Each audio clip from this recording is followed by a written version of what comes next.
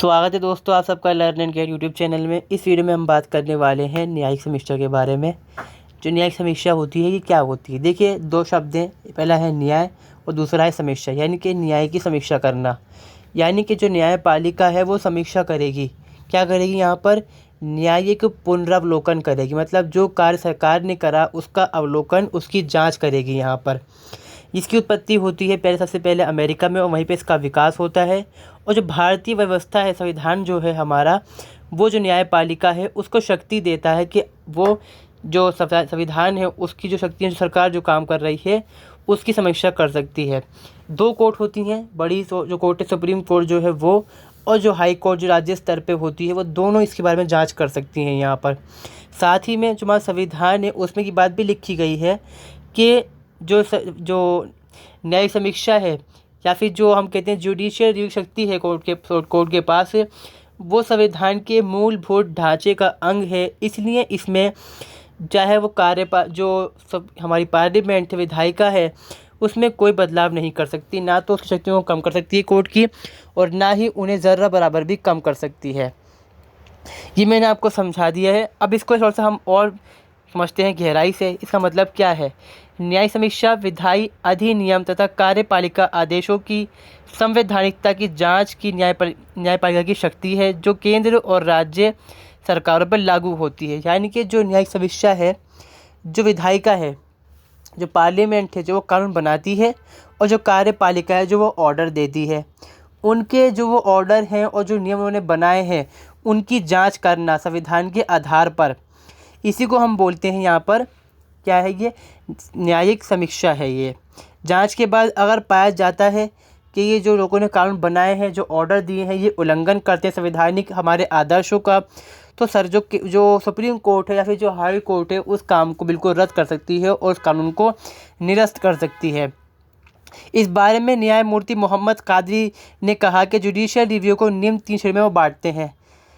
3 श्रेणियों उन्हें बांटी हैं। पहला है संवैधानिक संशोधन की न्यायिक समीक्षा, यानी कि जो संविधान के अंदर बदलाव किए गए हैं, चेंजेस किए गए हैं, संशोधन किए गए हैं, उसकी जांच करना कि जो ये चेंजेस किए जा रहे हैं, बदलाव किए जा रहे हैं संविधान के अंदर, वो संविधान के जो मूलभूत ढांचा है उसको बर्बाद तो करते हैं या नहीं। ठीक है। दूसरा यहाँ पे क्या है? संसद और विधायिका द्वारा पारित कानूनों और अधीनस्थ कानूनों की समीक्षा।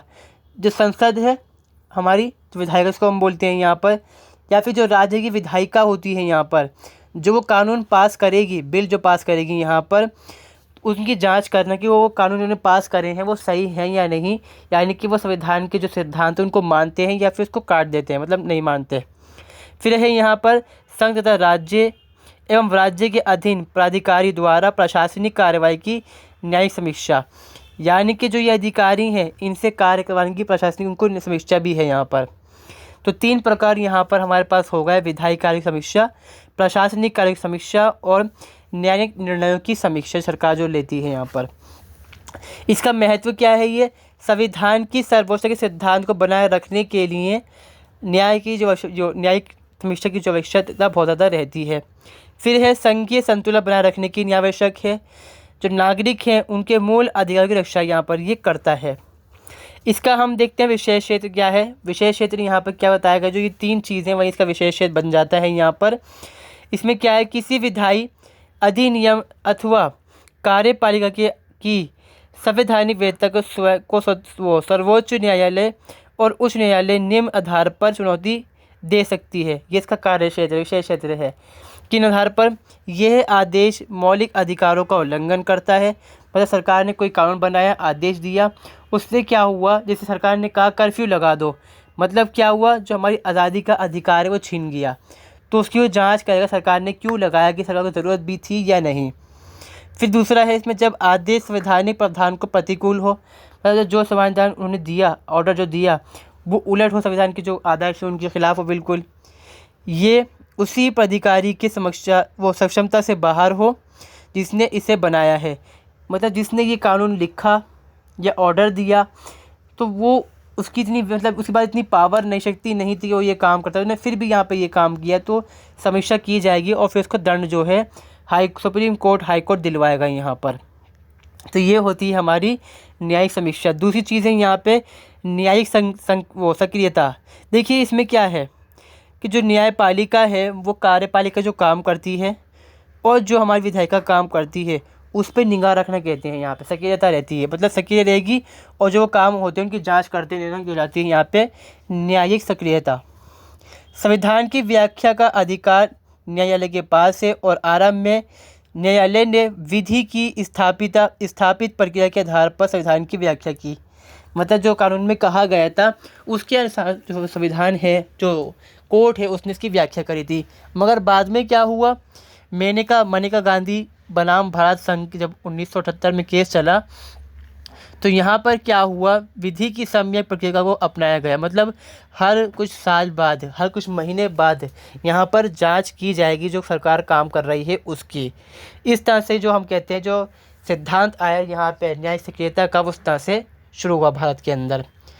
संविधान में न्याय सक्रियता के संबंध में कोई स्पष्ट प्रावधान नहीं है, फिर भी ऐसे अनेक अनुच्छेद हैं जिनके माध्यम से अप्रत्यक्ष रूप से न्यायपालिका अपनी व्याख्या के आधार को विस्तार दिया है। इसमें क्या कहा गया कि संविधान के अंदर कोई ऐसा बिंदु नहीं जो ये बात कहता हो कि जो सरकार, जो कोर्ट है वो जांच कर सकती है, मगर कुछ इनडायरेक्ट बात जो संविधान है वो कहता है। पहला है हमारा यहाँ पर अनुच्छेद 13, ये कहता है राज्य कोई ऐसी विधि नहीं बनाएगा जिससे मूल अधिकारों का उल्लंघन हो। मतलब यहाँ पर क्या कहा गया, अगर राज्य ने बना लिया तो उसको रोकने वाला कौन होगा, उसको रोकेगा कोर्ट यहाँ पर, यानी कि जो कोर्ट है उसको अधिकार मिल गया इनडायरेक्टली। दूसरा है हमारा अनुच्छेद 32, न्यायपालिका नागरिकों के मूल अधिकारों की संरक्षण है यहाँ पर, मतलब रक्षा करने वाली है।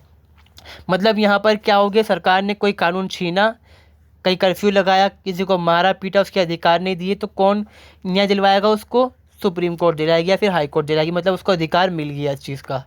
अनुच्छेद 131 में है, 131 में है समवर्ती सूची, केंद्र सूची और जो राज्य सूची है, विवाद में विधि के प्रश्न पर हस्तक्षेप का अधिकार। मगर अगर मान लीजिए 3 सूचियां हैं, केंद्र सूची, राज्य सूची और समवर्ती सूची, अगर कोई कार्य इस पर हो रहा है, बिल बन रहा है और ये लोग लड़ रहे हैं आपस के अंदर केंद्र और राज्य, तो इसमें जो सुप्रीम कोर्ट है वो टांग अड़ा सकता है अपनी। फिर है अनुच्छेद 368, संवैधानिक संशोधन संबंधी प्रावधान। मतलब यहाँ पर क्या है, जिसमें कहा गया है कि जो पार्लियामेंट है वो संविधान में संशोधन कर सकती है, उसके लिए उसको पूर्ण बहुमत क्या कहते हैं, आम बहुमत और खास बहुमत चाहिए होता है, उसके बिना वो नहीं कर सकती। अगर वो ने फिर भी करा, कुछ गलत करा, तो वो समीक्षा की जाएगी इसकी। अब यहाँ पे हम देखते हैं कि जो ये सक्रियता अदा करती है न्यायपालिका, तो वो एक जैसे प्रशासक होता है उसके अनुसार भी वो करती है। जैसे कि कई ऑर्डर दे डालती है न्यायपालिका, इसमें कहा है राजमार्गों के आसपास शराबबंदी का आदेश देती है सरकार, वो जो कोर्ट होती है यहाँ पर। NGT का गठन आदेश यहाँ पर। दिल्ली के बढ़ते प्रदूषण पर दिल्ली सरकार को निर्देश। कोविड महामारी के दौरान ऑक्सीजन संकट पर जारी निर्देश। नदी जल बंटवारा का राज्यपाल की नियुक्ति आदि के जो मामले हैं इस पर ये आदेश देती है हमारी सुप्रीम कोर्ट। तो यहाँ पर ये क्या है, जो सक्रियता है उसको अदा करते हुए ये काम वो कर रही है प्रशासन को बिल्कुल। फिर हम देखते हैं सुधारक के रूप में क्या है यहाँ पर, Golaknath case, Bharti case, Maneka Gandhi case, मतलब यहाँ पर इसमें क्या हुआ, बहुत सारे निर्णय दिए गए यहाँ पर। इसमें कहा गया कि संविधान का जो मूलभूत ढांचा है बताया गया उसके बारे में, और जो सरकार ने कुछ अच्छे काम करे उसके अंदर उनको भी सराहा गया यहाँ पर। इससे क्या हुआ कि जो समाज है जन सुधारक के रूप में उन्होंने काम करा। फिर इसमें क्या है, जनहित याचिका जो लोग डालते हैं यहाँ पर कोर्ट में, सुप्रीम कोर्ट के अंदर, उसका मौका दिया गया लोगों को यहाँ पर कि हर इंसान जो याचिका डाल सकता है, मगर वो प्रासंगिक भी होनी चाहिए, मतलब सही हो, ये नहीं कि डाल दिया कि ऐसे कुछ भी कर दिया, वो चीज़ यहाँ पर नहीं होनी चाहिए यहाँ पर। फिर यहाँ पे क्या है, नीति निर्धारक के रूप में चुनाव सुधार हेतु समय समय पर महत्वपूर्ण दिशा निर्देश जारी किया जाना कि चुनाव इस तरह से करवाए जाएं, चुनाव में चोरी मतलब वो ना हो, घपलाबाजी ना हो, शराब ना बांटना, ये मत करना, वो करना, मतलब मना किया गया इसके अंदर।